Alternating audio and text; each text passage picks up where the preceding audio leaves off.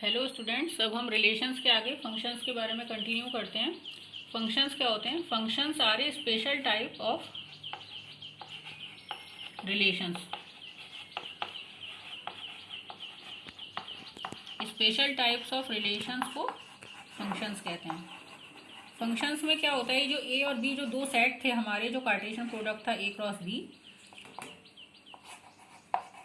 उसमें ही डिफाइन होता है फंक्शन बी ए से बी पे। ये भी ए क्रॉस बी का एक सबसेट होता है, लेकिन ये कुछ स्पेसिफिक सबसेट होता है। जैसे कि अभी हमारे पिछले एग्जाम्पल में हमने ए लिया था ए बी सी और बी लिया था 1 2। तो फंक्शन के लिए क्या चाहिए होता है? रिलेशन में कोई कंडीशन नहीं होती। रिलेशन में क्या होता है कि एक एलिमेंट की इमेज एक से ज़्यादा एलिमेंट पे भी बन सकती है। जैसे वहाँ ऑर्डर्ड पेयर A1 भी था और A2 भी हो सकता है। लेकिन फंक्शन में कुछ रेस्ट्रिक्शंस होती हैं। फंक्शंस में क्या होता है, इसमें जो फर्स्ट सेट होता है उसको हम बोल देते हैं डोमेन, और जो सेकंड सेट होता है उसको हम बोल देते हैं कोडोमेन। तो फंक्शन में क्या होता है कि एक एलिमेंट की इमेज ए के एक एलिमेंट की इमेज बी के एक एलिमेंट पे ही जा सकती है। एक एलिमेंट की दो इमेजेस नहीं हो सकती। मतलब ए का पेयर 2 के साथ अब नहीं बन सकता। एक एलिमेंट की सिर्फ एक इमेज होनी चाहिए, यूनिक इमेज होनी चाहिए। और दूसरी कंडीशन क्या होती है कि ए का कोई भी एलिमेंट खाली नहीं रहना चाहिए। मतलब ए के हर एलिमेंट की कोई ना कोई इमेज बी में बननी चाहिए। जैसे कि बी की यदि 2 पे बना दें हम, तो सी की आप 1 पे बनाइए या 2 पे बनाइए, कहीं पे भी बना सकते हैं, लेकिन यहाँ सी खाली नहीं रहना चाहिए। बी में एलिमेंट खाली रह सकता है और ए में एलिमेंट खाली नहीं रह सकता। डोमेन में कोई भी एलिमेंट बचा हुआ नहीं रह सकता कि उसकी कोई इमेज ना हो। ये फंक्शन की सबसे मेन इंपॉर्टेंट प्रॉपर्टी है कि डोमेन में कोई भी एलिमेंट खाली नहीं रह सकता कि उसकी इमेज आप बी में ना बनाएं। और दूसरी बात क्या है कि एक एलिमेंट की एक से ज्यादा इमेजेस नहीं हो सकती। एक एलिमेंट की एक ही इमेज होती है, उसे फंक्शन कहते हैं। और यदि यहाँ पर ये फंक्शन कैसा है जो हमने अभी बनाया है, जो कंस्ट्रक्ट किया है, यहाँ पे एक बी और सी इन दोनों एलिमेंट्स की एक ही इमेज है 2, तो ये मैनी वन फंक्शन है। ये दो एलिमेंट्स की यदि इमेज एक ही एलिमेंट पे जा रही होती है तो उसको बोलते हैं मैनी वन फंक्शन। और यदि हमारे दोनों एक एलिमेंट की इमेज एक एलिमेंट पे जाए, जैसे इस तरीके से हो, हमारा बी 1 2 3 4 हो, तो ये दूसरा फंक्शन है कुछ F2 ए से बी पे। तो यहाँ पे एक एलिमेंट की इमेज एक एलिमेंट पे जा रही है, तो इसे 1 1 फंक्शन कहते हैं। ये फंक्शन है 1 1 फंक्शन, क्योंकि एक एलिमेंट की एक इमेज है, एक एलिमेंट की दो इमेजेस नहीं है। और ये साथ में इनटू फंक्शन है। इनटू फंक्शन का मतलब है कि यहाँ पे एलिमेंट, यहाँ पे बी में एक एलिमेंट बचा रह रहा है, बी में एलिमेंट 4 जो है वो बचा हुआ है, तो यानी कि ये इनटू फंक्शन है। यदि बी में हमारा कोई भी एलिमेंट बचा हुआ नहीं रहता है तो उसे ऑन टू फंक्शन कहते हैं। जैसे ये जो था वो ऑन टू फंक्शन था, क्योंकि यहाँ पे बी में कोई भी एलिमेंट खाली नहीं था, कोई भी एलिमेंट रिमेनिंग नहीं था। और ये एक इनटू फंक्शन है क्योंकि यहाँ पर बी में हमारा एलिमेंट बचा हुआ है।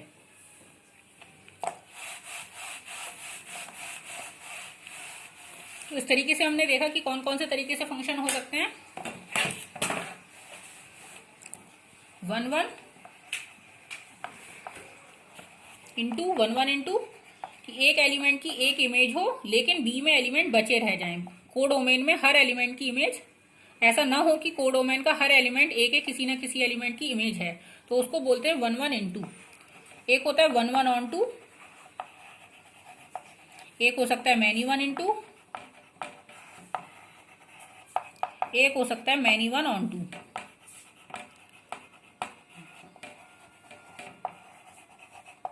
इन सब में जो 1 1 ऑन टू फंक्शन होता है सबसे इंपॉर्टेंट होता है, इसको हम बोलते हैं बाइजेक्टिव मैपिंग। Bijective mapping. यदि नंबर ऑफ एलिमेंट्स ए और बी में बराबर हैं तभी 1 1 ऑन टू मैपिंग हो सकती है। ए से बी में, ए में जैसे ए बी सी 3 एलिमेंट है और बी में भी 3 एलिमेंट है 1 2 3, तो एक 1 1 मैपिंग यदि हम बनाएं ऐसे करके वेन डायग्राम जैसे पिक्चोरली ए बी सी, और बी में है 1 2 3, ए की 1, बी की 2, सी की 3, तो ये एफ जो है वो कैसी है, 1:1 मैपिंग।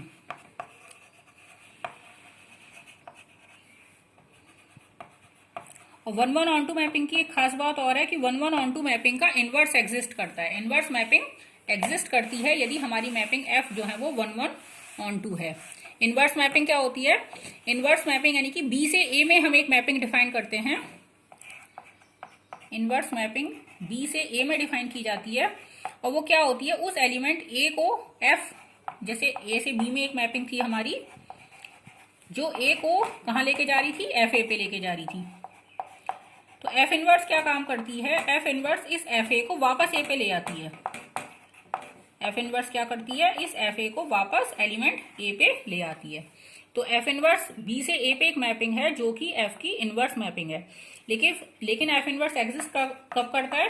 एफ इनवर्स एग्जिस्ट करता है ओनली इफ एफ इज 1:1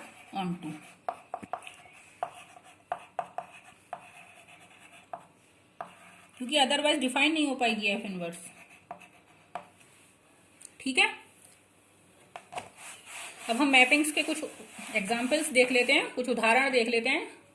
जैसे यदि हमारा एक सेट है जिसमें 1 2 3 4 4 एलिमेंट्स हैं, तो ए से ए पे ही यदि हम एक मैपिंग डिफाइन करें एफ, इसे परमुटेशन कहते हैं, मैं ये बताना चाह रही हूँ आपको। 1:1 एक मैपिंग डिफाइन करते हैं हम ए से ए पे, तो 1 2 3 4 1 2 3 4, तो 1 की 1 पे, 2 की 2 पे, 3 की 3 पे, 4 की 4 पे। ये कैसी मैपिंग है? Identity mapping. आइडेंटिटी मैपिंग किसे कहते हैं? जो हर एलिमेंट की इमेज खुद पे लेके जाती है, उसे कहते हैं आइडेंटिटी मैपिंग।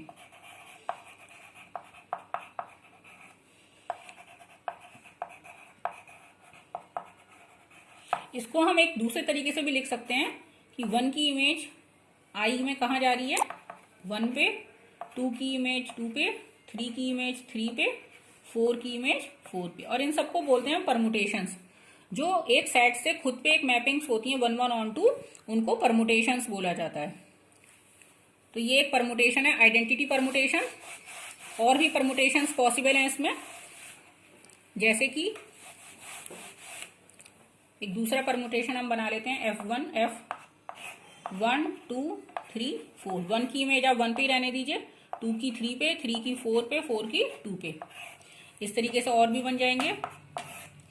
1 की 2 3 4, 2 की 2 पे फिक्स कर दी, 1 की 3, 3 की 1, 4 की 4 पे फिक्स कर दी। इस तरीके से बहुत सारे इसमें परमुटेशंस पॉसिबल हैं। टोटल नंबर ऑफ परमुटेशंस कितने होते हैं किसी सेट पे?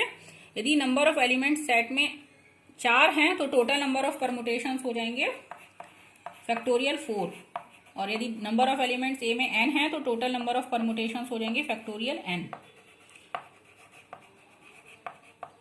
परमुटेशंस कितने हो जाएंगे ए में?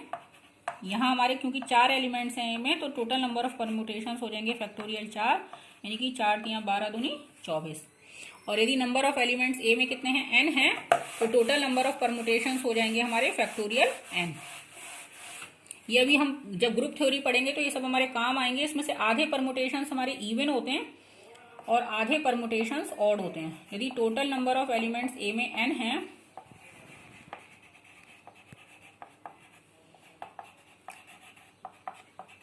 तो परमुटेशंस कितने हो जाएंगे? Factorial n। Factorial n। इसमें से आधे इवन होते हैं और आधे ऑड होते हैं। इवन परमुटेशंस और ऑड परमुटेशंस हम बाद में पढ़ेंगे, मैं बाद में आपको क्लियरली एक्सप्लेन करूंगी। फैक्टोरियल n/2 इवन परमुटेशंस होते हैं और फैक्टोरियल n/2 ऑड परमुटेशन होते हैं। ये अभी हम इसमें आगे नहीं जा रहे, इवन परमुटेशन क्या होता है, ऑड परमुटेशन क्या होता है, ये ग्रुप थ्योरी में मैं आपको बताऊंगी। क्योंकि इवन परमुटेशन से एक अपने आप में ग्रुप फॉर्म करते हैं जिसका ऑर्डर होता है फैक्टोरियल n/2, और ऑड परमुटेशंस ग्रुप फॉर्म नहीं करते हैं। कंपोजिट ऑफ 2 मैपिंग्स क्या होता है? कंपोजिशन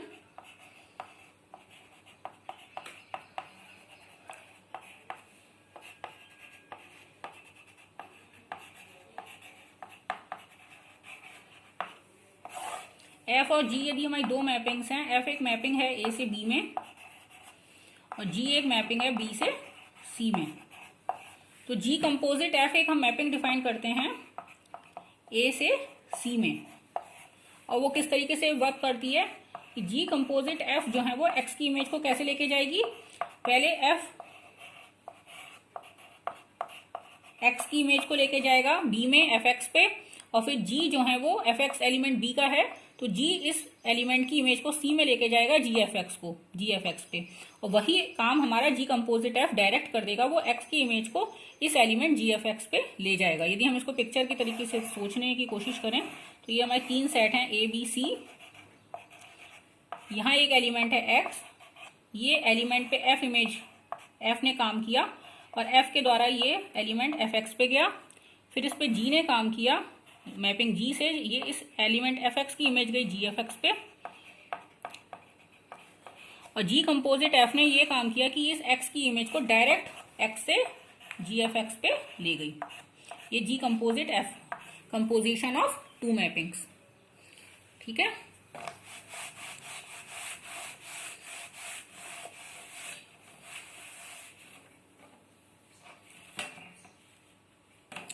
दो मैपिंग्स इक्वल कब होती हैं, इक्वलिटी ऑफ 2 मैपिंग्स कब होता है,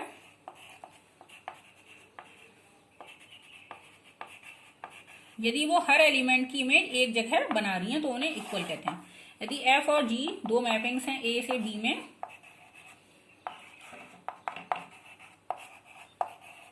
तो F and G are equal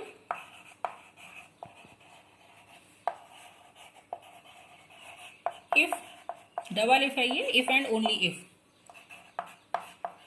F X is equals to G X for all X belonging to A. ये सारे सिंबल्स मुझे उम्मीद है आप समझ रहे हैं क्योंकि सब पुराने सिंबल्स हैं, कुछ नया नहीं है। डबल इफ का क्या मतलब होता है, if and only if, if and only if. और ये क्या होता है, फॉर ऑल,